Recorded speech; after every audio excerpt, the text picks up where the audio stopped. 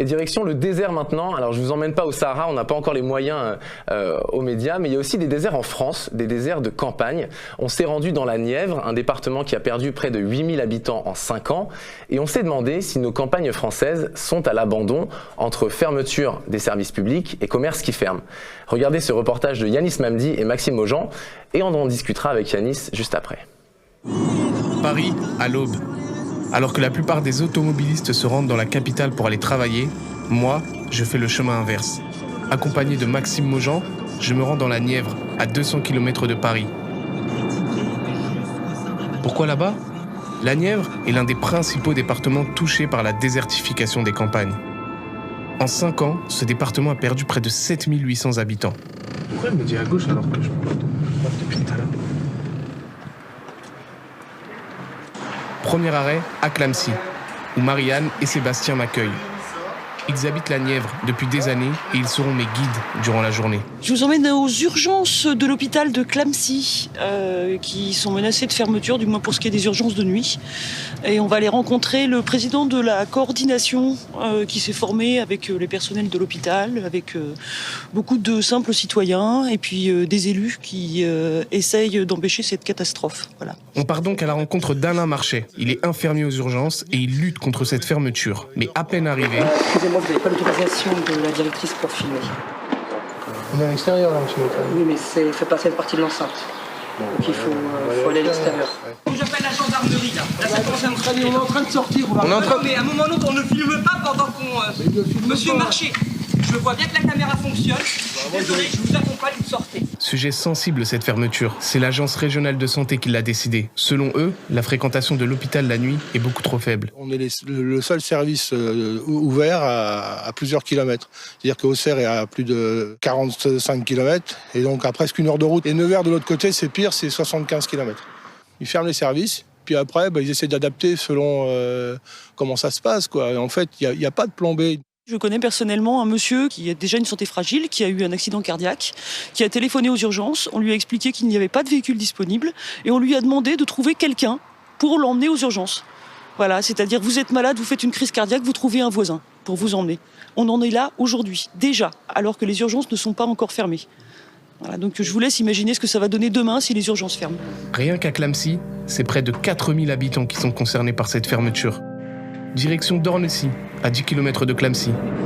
On va aller voir ma maman qui tient une épicerie dans un cœur de petit village et qui va nous raconter un petit peu justement si ses difficultés et comment ça se passe pour elle. La petite boutique de Fabienne Frédéric, c'est la seule du village. Bonjour. Bonjour. Yanis, vous êtes la maman de Sébastien, Voilà, c'est ça ? Fabienne Frédéric, enchantée. Enchanté. Et donc ça c'est votre boutique. Voilà, que j'ai depuis 11 ans. Vous me faites visiter ? Allez, oui. Chaque année, son bénéfice est de 0 €. Mais c'est pas le plus important pour elle. J'ai toujours pas de salaire, je suis déficitaire. Mais structurellement, je ne vois pas d'argent, je ne sais pas comment l'exprimer réellement. Et donc moi, aujourd'hui, je préfère rester là et continuer jusqu'à ma retraite, créer du lien social parce que mes clientes me le réclament.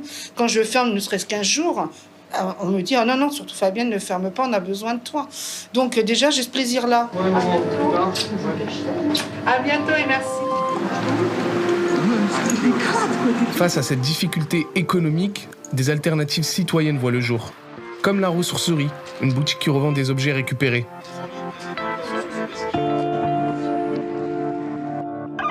Ce sont des apports de ce que les gens ne veulent plus. Nous, on les remet en état ou pas, puisque 50% des choses qui arrivent sont utilisables de suite. Et ensuite, on les vend. C'est uniquement pour créer des salaires. Donc, c'est l'illustration de l'économie sociale et solidaire et de l'économie circulaire. Aujourd'hui, grâce à l'argent généré par cette économie solidaire, la boutique emploie 2 salariés à temps partiel.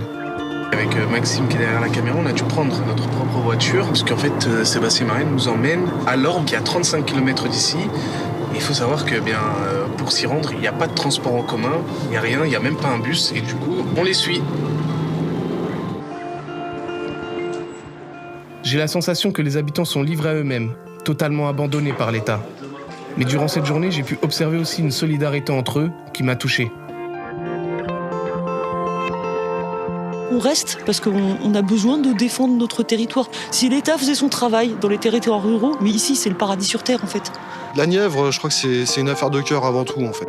Si on s'en va, en fait, on va pas régler les problèmes en s'en allant. Il y aura toujours des problèmes sur le territoire. Alors que si on y reste, on peut participer à rendre le territoire meilleur. Yanis, je suis très content que tu sois allé faire ce reportage avec Maxime parce que même si on est des journalistes parisiens, on n'est pas des journalistes dits hors sol, et donc ça me fait très plaisir que tu sois allé dans la Nièvre. Est-ce que tu peux nous parler un petit peu de la fermeture de ces urgences de nuit? Est-ce qu'il y a du nouveau à Clamecy? Bah écoute, pour le moment, les Nivernais ne se laissent pas faire, hein. Ils luttent comme ils peuvent. On en avait parlé dans le journal. T'as 70 élus du département, des maires et des adjoints qui ont posé leur démission la semaine dernière pour protester justement contre cette fermeture. Et vendredi dernier, s'est tenue une manifestation à Clamecy qui a rassemblé environ 2000 personnes. Donc les maires et les adjoints ont décidé... Excusez-moi, donc voilà, on voit les images de la manifestation qui a rassemblé près de 2000 personnes à Clamecy. Voilà, avec le slogan très fort « Nous voulons vivre ». Et encore, pour aller plus loin dans le symbole, les maires donc, et les autres élus ont déposé leurs écharpes sur une Marianne. Et ils n'ont pas l'intention de s'arrêter là, puisque jeudi sera affrété un bus spécial pour que les élus et des citoyens se rendent aux États généraux de la santé dans la Nièvre, afin d'interpeller la ministre de la Santé, Agnès Buzyn, qui sera présente. Ok. Mais Yanis, il y a quelque chose qu'on ne comprend pas. On imagine quand même qu'il y a un dispositif sanitaire d'évacuation pour les urgences. C'est-à-dire que les pompiers sont prévenus. Le SAMU a mis en place un système pour aller chercher les gens qui ont besoin de soins, non? C'est difficile à croire, mais non, en fait. C'est ce qu'explique très bien Marianne, en fait, c'est que quand c'est trop loin, les pompiers qui sont pas assez, parce que la plupart, en fait, c'est des pompiers volontaires, donc ils travaillent à côté, et ils peuvent pas se rendre donc dans les endroits qui sont trop éloignés, donc ils peuvent pas aller chercher les gens quand il y a des grosses urgences. Du coup, il faut se débrouiller, comme elle le dit très bien, Marianne, c'est le voisin qui doit vous déposer. C'est assez dingue à entendre, je sais moi-même. Sur place, j'ai été assez étonné d'entendre ça, j'en revenais pas, mais... Oui, c'est bien que tu nous le répètes, parce que c'est ça, on a vraiment du mal à le croire. Ah, mais c'est exactement ça. Nous, on a l'habitude à Paris, voilà, on fait le 18, les pompiers arrivent en 5 minutes, avec toutes les casernes qu'il y a tout autour, etc. Non, eux, non. Faut que, voilà, quand ils sont trop loin, par exemple, elle disait qu'il était, je crois, à 40 km.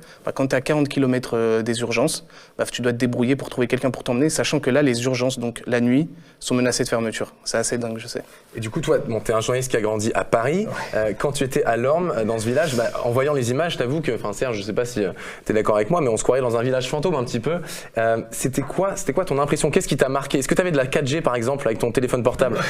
Ouais, ça va, j'avais du réseau. T'avais du réseau, ok. Ouais, j'avais du réseau. Mais attention, parce que dans le village de Lorme, je l'ai pas mis parce que voilà, question de temps, mais le village de Lorme, il est fibré. Ça veut dire qu'ils ont la fibre. Okay. Donc déjà, voilà. Mais après, c'est vrai que les rues désertes, ça marque, les maisons et les commerces qui sont fermés, ça marque aussi. Bon, après, faut savoir qu'on est le lundi, là, dans le reportage, et que le lundi, dans la Nièvre, les commerces sont fermés puisqu'ils ouvrent le samedi. Okay. Et du coup, ils veulent prendre leurs 2 jours consécutifs. Mais ce qui m'a surtout frappé, par exemple, c'est quand on est allé à Lorme, donc la seule banque de Lorme a fermé. C'est-à-dire qu'aujourd'hui, les habitants de Lorme ne peuvent plus se rendre à la banque. Ils sont obligés justement de faire un trajet pour aller à la banque, de prendre leur voiture, parce qu'il n'y a pas de transport en commun.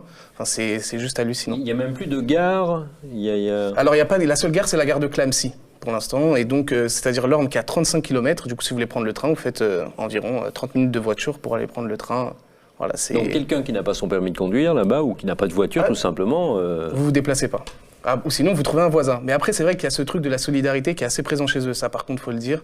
Je veux appuyer là-dessus, c'est que même moi, je me suis rendu compte, il y a ce truc ils sont solidaires. Plus que nous, c'est-à-dire entre voisins, etc. Nous, le voisin, on lui dit bonjour et on s'en va. Non, dans les campagnes, justement, ils ont besoin de cette entraide, c'est nécessaire. Du coup, ça vient naturellement chez eux. Merci Yanis pour ce reportage, et on espère que tu vas être encore envoyé par le média pour nous faire des beaux reportages loin de Paris, du coup.